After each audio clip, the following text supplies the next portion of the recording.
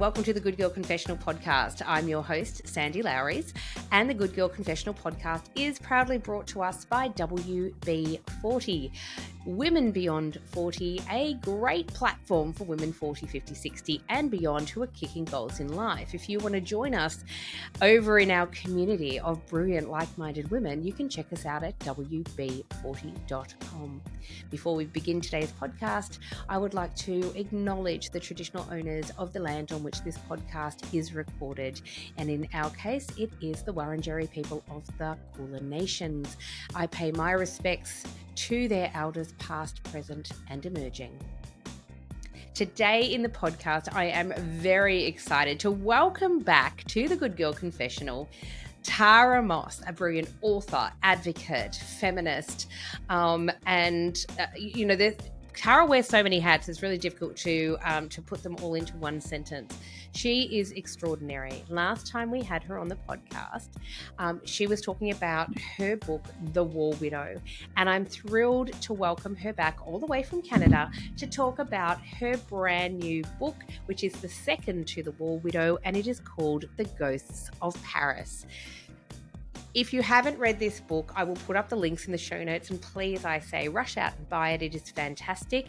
It's a really fantastic book. Tara is extraordinary in terms of research when she writes her books. This book is number 14. Please welcome to the confessional, the brilliant and always wonderful Tara Moss. Hello and welcome back to the confessional. Beautiful Tara Moss, how are you? I'm wonderful today. It's such an honor to chat with you again, Sandy. I had so much fun last time, and it's great to come back and chat The Ghosts of Paris. Woo! I'm super excited because last time you joined me in the confessional, we talked all things about the beautiful The War Widow. What a gorgeous, incredible book. And today, congratulations on the next book, The Ghosts of Paris. Such an incredible book. I am so thrilled that I have a copy and that I've read this copy. It's beautiful. Congratulations to you. Oh, thank you. The reviews have been amazing and the readers' feedback, and that means so much to me as an author. This is lucky book number 13 and 14, this Billie Walker series. So having 14 books out, it's like each time it's a kind of creative birth.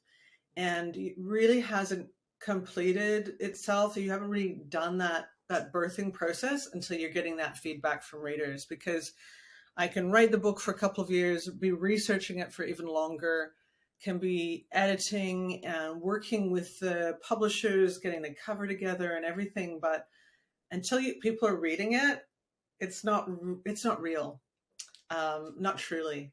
And I'm just in that wonderful period at the moment, the kind of the honeymoon period where a book comes out and you're getting all that wonderful reaction to years of work done and basically in isolation. Oh, so incredible, because last time when we were talking about The War Widow, you were already working on, obviously, The Ghosts of Paris. And I think people forget sometimes how long that process is and the process of getting it published and then it hitting the shelves. Yeah, it's a long process. For me, on average, it's a book every 2 years. So there's been exceptions. Sometimes it's been like I think 3.5 years is the biggest gap I've had between books. And I have had some books that have come out a year apart. But both of those are kind of rarities. For the most part, it's 2 years. And I never really stop writing. I don't take a 2-year break or something like that. It's just that the process, the cycle of finding that inspiration, researching, writing, and then continuing to research, because I never really stop researching. I didn't do that even before historical fiction was my main genre. I've written in crime and paranormal and nonfiction and historical fiction, and it actually doesn't matter what genre I'm in. I always find a way to go down the research rabbit hole. So now that I'm in the historical fiction realm, it is, I'm like 4 times more obsessed with research. And there's so many fascinating things to learn as well. So that's just a long process. And I think unless you've published a novel, maybe your ideas might be misconceptions really about how work ends up in your hands or on your bookshelf. It is a very long process regardless. But certainly when you pick a genre where you need to have like a character walk into a room and look up at a clock and see the time, and then you have to think, wait a moment, could the clock be there? And what sort of clock is it? Is it a Bakelite clock? Is it the right? Did they have those at that time? You know, the telephone she picked up. There's one character who has a pink telephone in her bedroom, Billie Walker. She's got a pink telephone, and I knew the telephone. I could see the telephone. I could see where it was. And then I had to figure out whether she could actually have more than one line into her apartment, because that was the thing. Could you literally have more than one line into an apartment in Sydney, Australia in 1946 for the war widow? Well, as it turns out, yes, this particular apartment complex, you could have a pink telephone, but it was unusual. But I had to be sure that it was possible. So you can see, even just from that very simple example, all we've had is a character pick up the phone after it rings. You've already got research before anyone even speaks. And that's the world of historical fiction.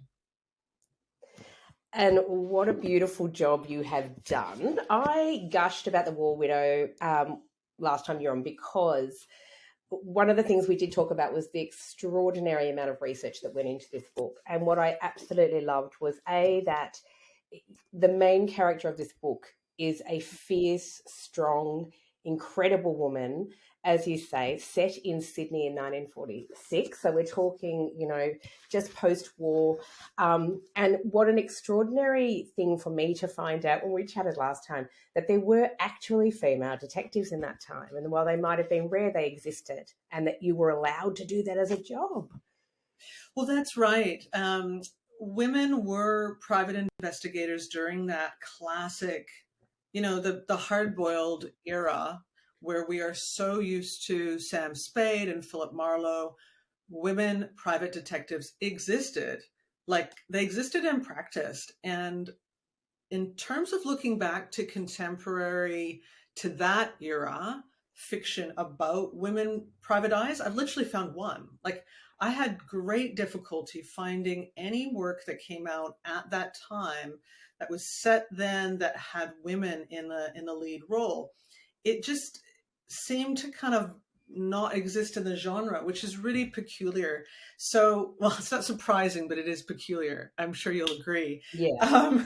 So it's like, okay, I'm not surprised, but also it's weird, and probably needs to be rewritten a little bit, So in a way, I am subverting the genre of hard-boiled and noir, while using a PI, using that classic period of the 40s for these stories, but using a female central character because they existed.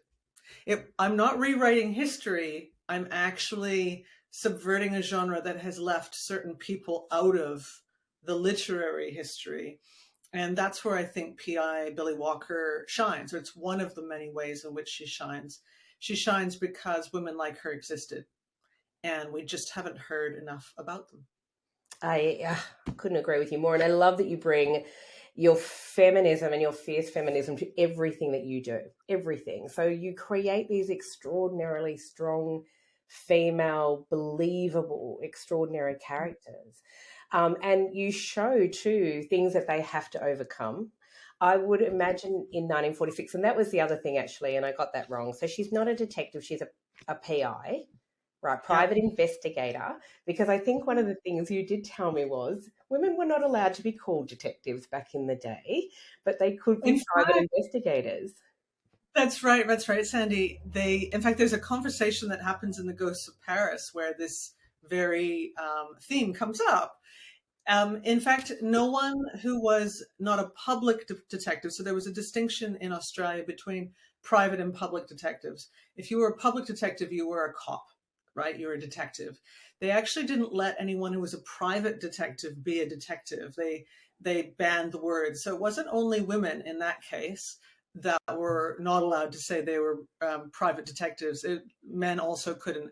And so they were called private inquiry agents or private investigators. So that is what our Billie Walker is. Of course, the PI as the private dick, the private eye, all of that, it's the same work, it's the same era, that classic era, but they didn't get to say private detective. And I think that's so interesting because there weren't really any other rules. And I mean that in a literal sense. There were a lot of ex-cons who were working as private investigators in Australia and worldwide for that matter at the time. In fact, it was pretty good training to be either an ex-cop or an ex-convict and go into private investigation work, because you'd already learned the ropes a little about the criminal justice system and kind of how to get things done. And that's one of the real curiosities about the profession. And maybe one of the reasons it got a bad rap in some ways is because there were people who were doing time and coming out and working as private eyes. And if you needed something done, like, they were the ones who could do it for you and would do it for you. So they fulfilled a certain need at the time, and that's still the case today. But there are certainly more regulations today.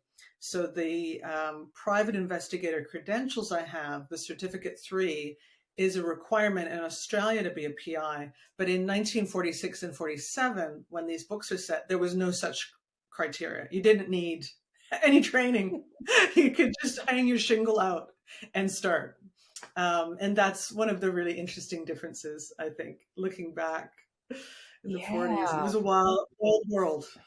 It was a wild world, but really, I guess, when we think about it, might have been one of the reasons that women actually entered the field, right? Because there was so many barriers. There still are, let's face it, but back in the 40s, 50s, 60s, there were so many barriers to women going into what were considered, I guess, male-dominated fields. And I suppose, like, if you didn't need a certificate, and if you, or as you say, all you had to do was put a sign on your door, I can understand why it would lead women to say, oh, I can do that too. Absolutely. And who are the clients? That's another question. So for Billie Walker, her clients, she would welcome anyone, but it's women who keep knocking on her door. And I think the reality, and certainly what we also see even in the popular fiction, it was often women walking into private investigators' offices because they were in need of a divorce, or they were in need of, like, finding an errant husband, or, these sorts of domestic entanglements were the domain of the private investigator. If a person couldn't solve those things privately, they had to find a private investigator to try to figure it out for them, a professional. And as we know, the marriage laws at the time made it very difficult to get a divorce. You had to prove abandonment or adultery, essentially. There were, very, very few categories for divorce that were accepted by the courts. And unfortunately, a woman could be in a very abusive, violent relationship, and that did not count. Like, shockingly, that did not count. So PI Billie Walker is really, she doesn't like the domestic work, but it is her bread and butter. That's what they still call it. They call it doing a domestic, having a domestic. They call it domestic work and private eye work or marital work.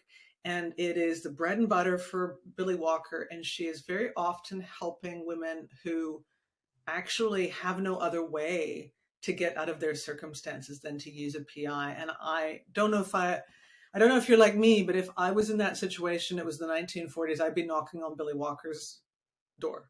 I wouldn't be looking at the grizzled old guy. I'd be like, no, I need to talk to you woman to woman about what's happening, and I need to get out of this for my own safety or happiness, or, whatever the situation was. So Billie Walker, she's in it for her own reasons. She makes some coin, Hello, Sandy here from the Good Girl Confessional podcast. The Good Girl Confessional podcast is proudly brought to us by WB40, a platform for women 40, 50, 60 and beyond. Thank you so much for watching this video. If you'd like to see the rest of the video, please head over to WB40.com and subscribe to WB40 Extra. By subscribing to WB40 Extra, you're helping to support the hard-won wisdom of incredible women. So thank you. Please remember to like, share and follow.